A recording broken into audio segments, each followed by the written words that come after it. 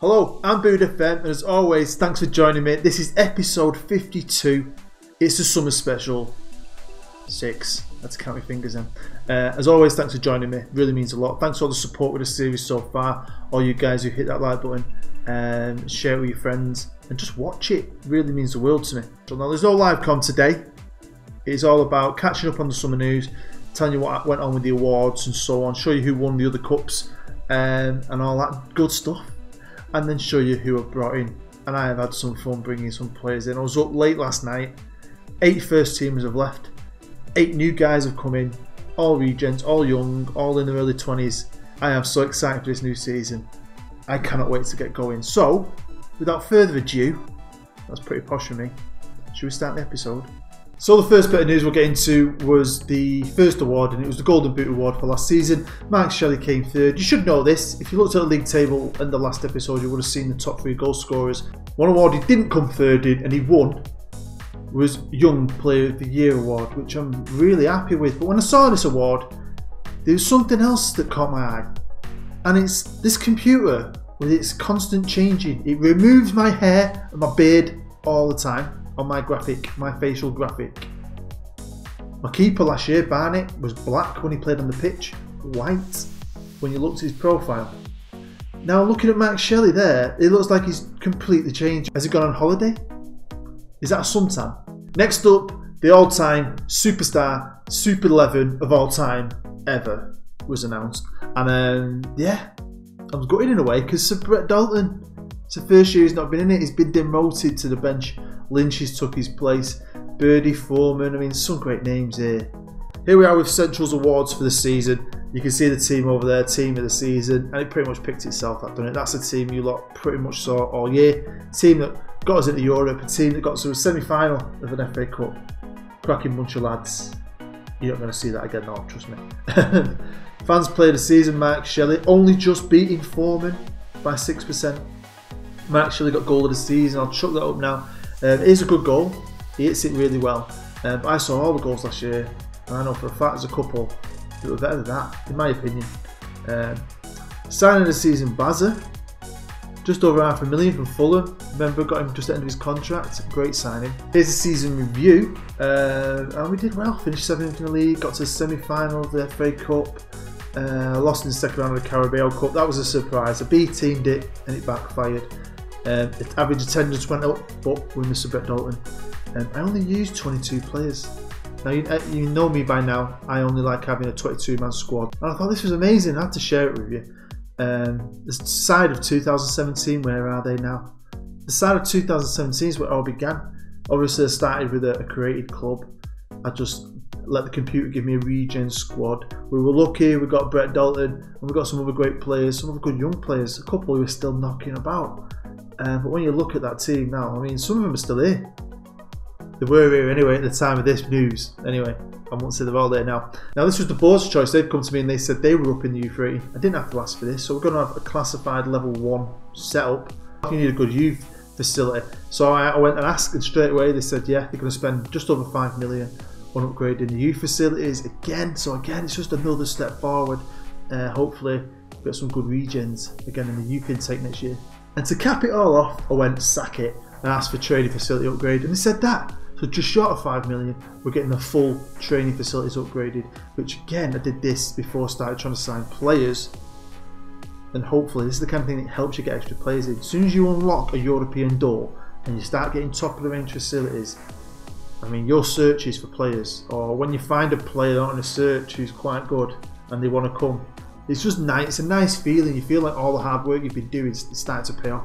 Now it's time for the commercial summary. And wow, being in the Premier League, did we make a fortune last year? I am not lying. It's crazy how much money we made. And I've pretty much spent it all. But do you know what? It doesn't matter. And we've signed loads of new sponsorship deals. 7 new deals, which come to 13, nearly £14 million a season. Our main deal is with a new soft drinks partnership, which we're going to have as Coca-Cola. Why not? They're our biggest deal, 5-year deal with just short of 20 million. But yeah, loads of sponsorship, broadcast revenues just short of 100 million. The shirt sales this year, I think Foreman sold the most last year. Shelley came second. This year, Shelley's won that. Foreman's come second. And with that new soft drinks deal, we also signed a brand new shirt deal. We've been with Adidas and Marvel for 2 seasons now, but now we've gone into Europe. New doors opened. Our deal came to an end, and Coca-Cola and Nike offered us a lot more money. So we've got these new kits, and I am well happy with them. They're the same as all the other kits. They're just Nike, and they've got a new sponsor. But it's a nice little touch, and hopefully they'll bring us good luck this season. Right, so if you watched all of last episode, you'll know United won the League Cup ages ago. They beat City 1-0 in the final. Well, United won the FA Cup final, but they lost that to Chelsea on penalties. Chelsea, by the way, surprised me. I've not been looking at who's been winning the big stuff, but I can't wait to show you something in a minute. But first I want to show you the Europa League, and Man City won that. English team just dominate, absolutely dominate, and they beat Paris Saint-Germain in the final, 5-1. But onto the Champions League, and Man United, the team that I support, but the team that's going to win everything on this game, especially in this universe I'm in. I've won the first Champions League though. They've won the freaking Premier League, what, 6 years running, but they beat Barcelona 2-1 in the final. But look, last year Paris Saint-Germain won it. Chelsea won it 4 years on as well. That's amazing. And another thing that's amazing is our profits were announced. Profit of 58 million for the last year, staggering 40%, all came from the TV deal. It just shows you the golf done it. As soon as you hit that Premier League, it is mega bucks. I mean, we need to stay as we are, paying players maximum of around 50k a week. I don't think with our stadium we could ever go up to the £100,000 a week, but then that'll be fun. Maybe getting rid of players, finding new players. All depends on how long the series lasts for though. And as soon as I got the opportunity, because I burned out the board last time with all the training facility stuff, I went to them and I asked them for an upgrade to the Sir Brett Dalton, and they've said yeah, it's going to be upgraded to just short of 16,000. It's only going to cost 2.7 million, and they're going to start the work at the end of the year. They'll be finishing the summer, so no disruption. I was a bit worried about it because I didn't want to relocate, but everything should be alright. Now you saw the league table at the end of the last episode, so you know it finished, but did you pay any attention to who was going down? Birmingham, Watford and Ipswich. And I wanted to look at that because I want to look at who's coming up, who's replacing them, who are we going to be playing against this season. And it is Wolves, Newcastle and Southampton, 3 massive clubs. Can't lie, I'm happy about that. Wolves ran away with the league. Newcastle came second, joint on points with Leeds and Sunderland. Oh. And then Leeds and Sunderland failed in the playoffs, and Southampton did it, beating Hull. Poor Leeds. And then we get this reminder of just why being in the Premier League is the best thing ever. Because we're getting 93.79 million over the course of this year, which kind of made me feel better because I pretty much spent 90 million quid this summer. I know, I can't wait to tell you, but I had to. Don't know how long this series is going to last. It could only last one more season. I want to have some fun. And when it comes to having fun, got a good chance of repeating what we did last year. We're now actually predicted to be 8, which usually means we could be 1 better. Although Stoke, don't be fooled, are freaking quality. They've got some quality players. They're like Marcus Rashford. They've got a regen who's worth about 52 million quid. They must have had a takeover. And this is the best bit. It's a draw for Europe. Get in. We're in Europe. Although we're playing NK Domzale, never heard of him. 2-legged qualifier. Don't even think they've got a manager. I had to download the kits, but who cares, right? I'm excited because next episode we'll have a double live coming against these. Because I'll show you in a minute. Actually, I'll show you now. Well, before I show you, actually, I thought I'd do this. Show you pre-season. Now we've played about 8 games. Well, we've played 8 games. I had a little competition. It was on TV. It was quite good. We had an Austrian team, a Belgian team, a Scottish team. All kind of Europa League kind of teams. So I thought, good mix, give us a good test, and we didn't lose. We actually won the Central Superliga, got a little trophy and everything. And then I went on a tour of France because that was one of the only options apart from the UK. It was either Belgium, France or the UK. So we got Paris, got a nice little trip around France, lovely vacation, took the wife and the kid, it was brilliant. And we come back and I played Stockport because I like Stockport at their place, and it's just given me a chance to bed in on these new players because most of them I'd signed before pre-season started. God, I can't wait to show you these players. Before we do, I want to show you the fixtures and the reason why I'm going to do this. Now, if it had been some amazing game at the start of the season, like United or City, I'd have probably gone for that because this is a European qualifier that we should be winning. We should be, shouldn't we? But I don't want to play Swansea, even though it's on TV. Just played them. Palace, Bournemouth, Arsenal. Yeah. I think I'd rather come back for the next episode, Man United away at Old Trafford. And then if you look further down, it could tease up for the next one, Man City away.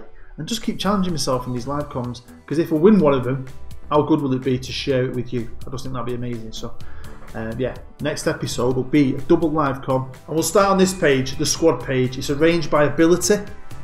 So you can see here, you'll probably look straight through that and see a load of new names.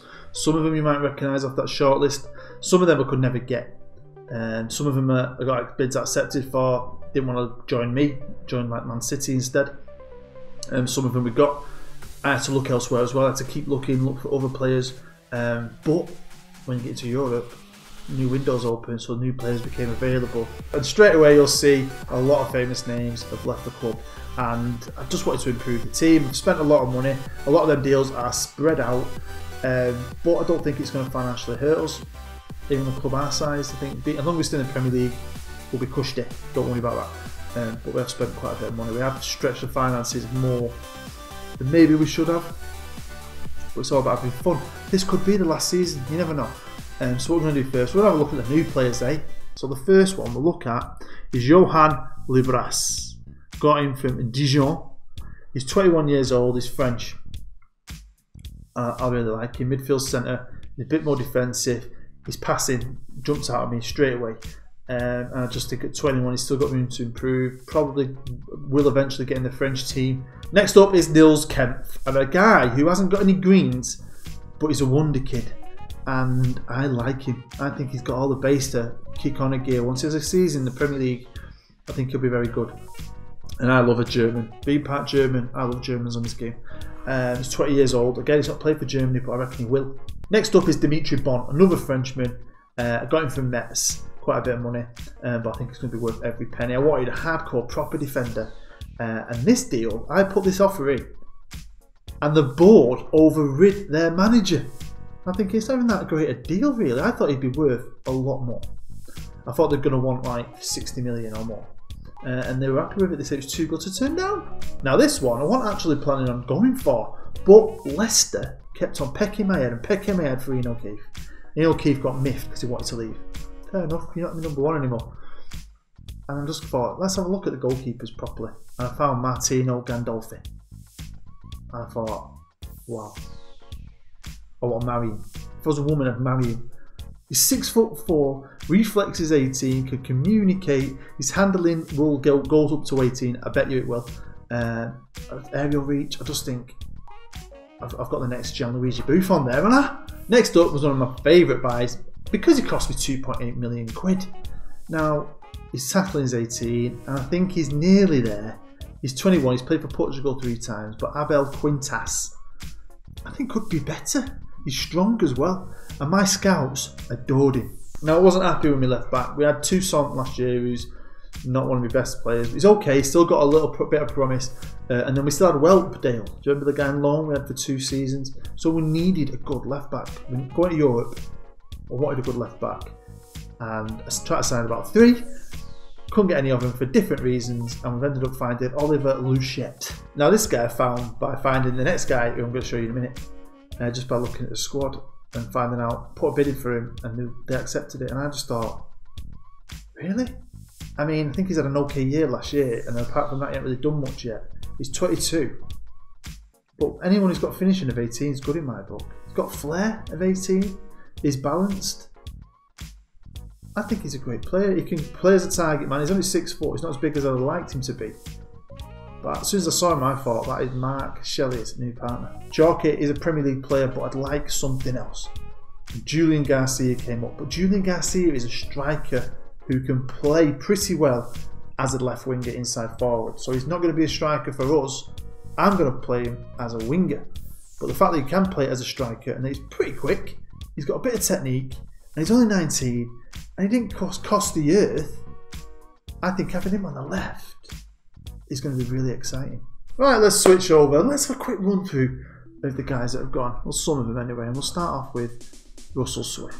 You might remember Russell. I got him. I didn't think he was going to be anything good, but he became a decent player. And when we were in the championship and that, he did a good job for us at the time. I mean, he managed to get 24 games under his belt, but he never really fulfilled his potential. And last year, I forgot I had him. Now this one is emotional for me. It's emotional for a few people. It's Jakey Bird. I've loved Jakey Bird. He's passing his 18, by the way.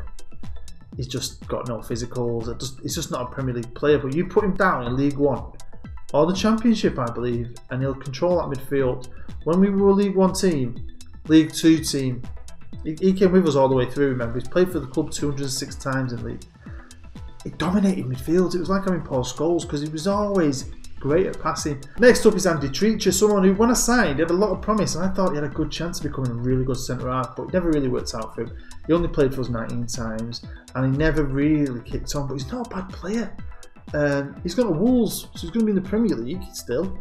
Next up is good old Ian O'Keefe. Now, you'll remember, maybe you remember, at the start of the series, obviously I had a regen squad that the computer gave me, and my keeper was rubbish, and he was my best keeper, and he wasn't very good.